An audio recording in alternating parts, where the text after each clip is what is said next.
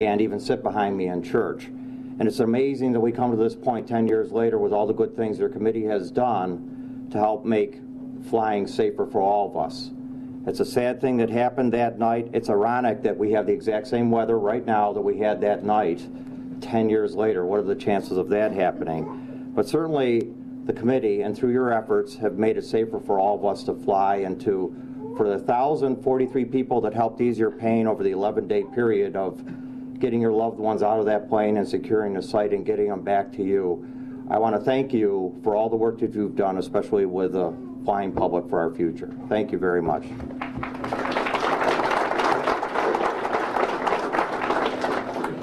Thank you, Patrick, and once again, thank you for all the work you and the town board have done to make our job easier to put this together. Next, we'll hear from Karen Walensky.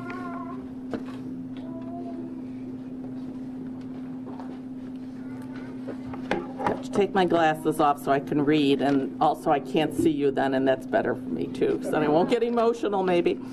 Sometimes less is more. Just months after the tragedy of 3407, a group of dedicated people came together to develop ideas for memorials to honor our loved ones who were lost.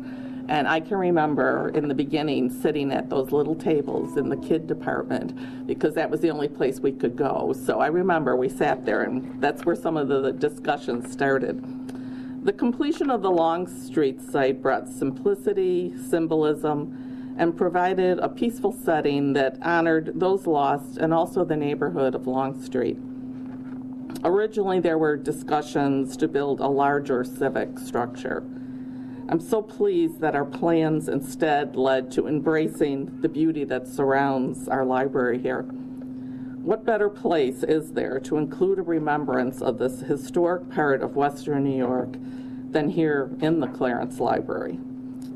Using existing library space, a supporting pole now sustains a kiosk commemorating the lives of those lost and those who survived.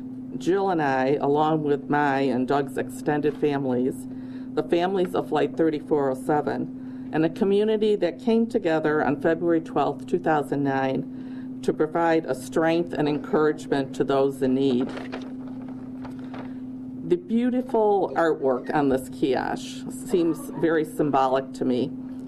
I have often said that I receive comfort knowing that my one on the ground, Doug, left this life in the company of so many talented, kind, and loving people on Flight 3407. I envision them rising from the wreckage together, just as birds soar through the sky as shown in the kiosk. As with the Longstreet Memorial, I feel that we have dedicated here today a symbol of love and continued celebration of life.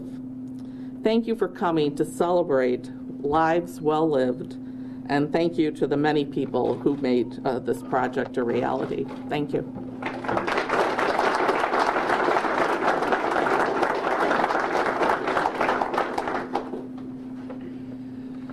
Thank you, Karen. Not too much to say after that, except that Doug Kohler is going to tell you about some of the logistics and what this journey has meant to him as we put this together. Doug?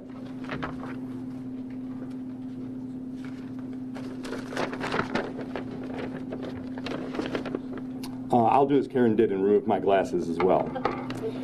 Good afternoon. It's a great honor for me to be with all of you to commemorate the Civic Memorial and to remember the events of 10 years ago.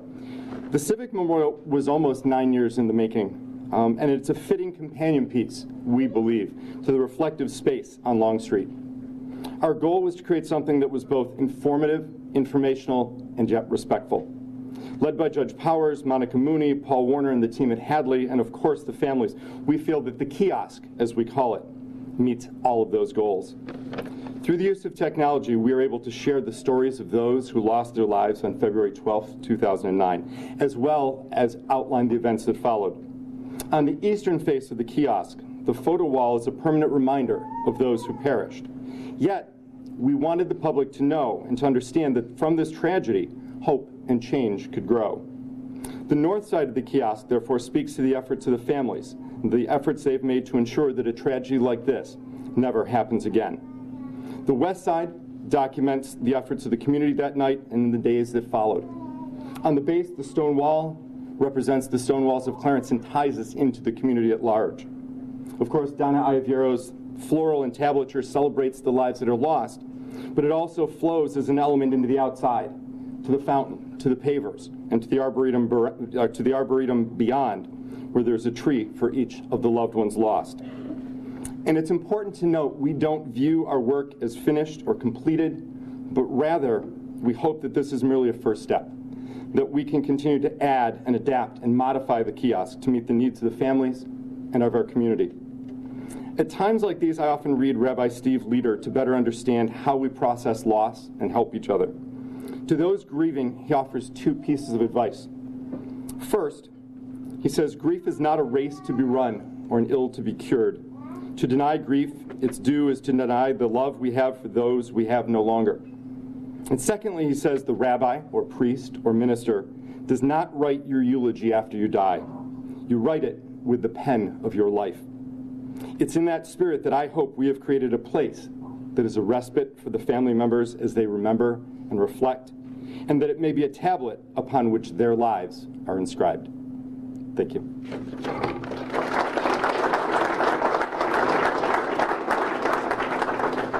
Okay, this is where I step out of the president of Flight 3407, remember Flight 3407, and take a couple of minutes to tell you about what this journey has meant to me personally. That night, a little before 10, I heard the plane. I knew it was in trouble, and it was pretty quick that I knew there was going to be a crash. I went to jump out of bed to get my nephew, and I thought, well, what am I going to do with him? So I kind of laid there, and I heard the thump, so I grabbed him. I ran over, and then I spent the rest of the night at the town hall with the unenviable task of answering the phone calls coming in from people wondering if their loved ones were on that flight, and being unable, even though I knew some weren't, I couldn't say anything because they wouldn't give us the manifest, for good reason. But it was a long night, and the town hall started filling up, and it became readily apparent that people like Dave Bissonette, then Supervisor Scott Pileski, and some others had a good handle on what was going on. The FBI showed up, the FAA, and all sorts of people. At that point, we decided to put a notice out to organize the volunteers that were volunteering. I think before 2 or 3 in the morning, we had over 300 volunteers, which became a task in itself just to organize them and make sure they had something meaningful to do. And an angel stepped in named Lori Adams. And is Lori here? Oh, that's too bad, because she was incredible. She took the reins. She had coffee to all the first responders. She had food out at the traffic checkpoints. I can't even begin to tell you the organizing efforts.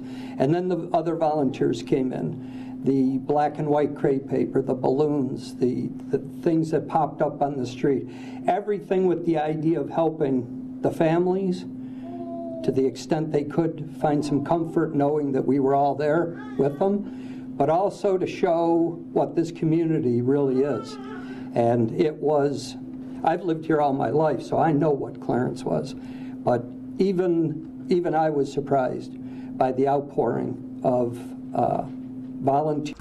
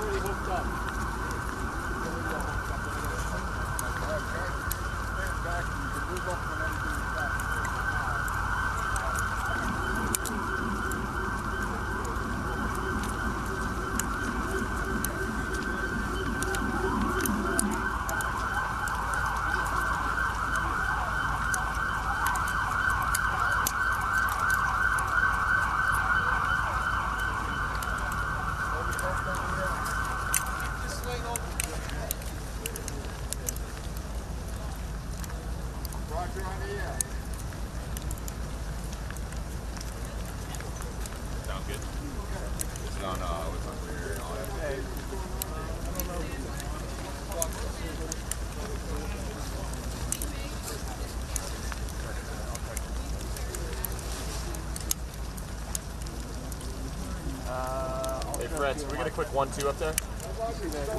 Podium. Can you just talk for a second? Yeah. We got 1, 2, 3. Snowy day. Chapo. Who knows the verb? Probably. Make it soon. Groovy, thank you.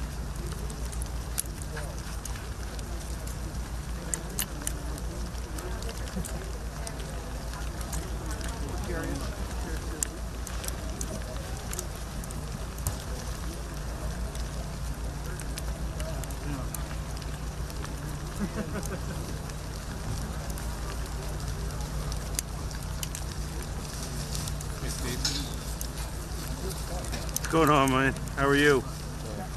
Couldn't tell you all bundled up over there.